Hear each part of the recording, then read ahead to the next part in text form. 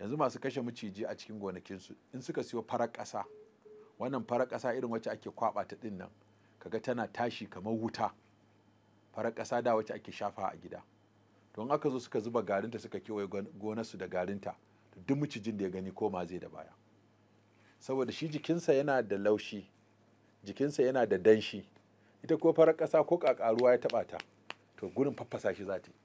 So da miciji ya bi ta kan farar ƙasa za ka ga ya faffashe ya tsatsage.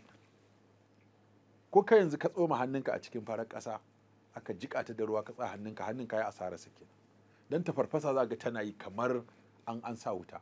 To wannan idan ya bi ta kai, wannan garin zai makale a jikinsa, shi kuma garin ruwa yake nema, to da ya ji danshin wannan sai kawai ya manne a jiki, yana mannewa a jiki kawai sai ya fashe ya huda shi, shikenan sai ga ya mutu.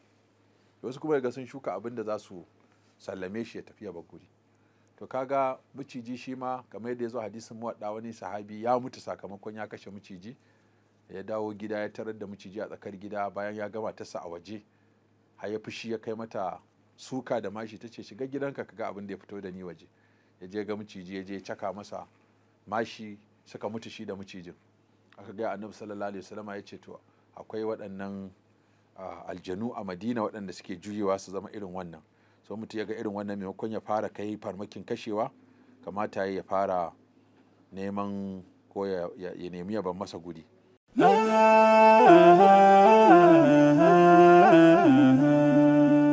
Haske mai ne ga gidan kowa Afirka TV. TV3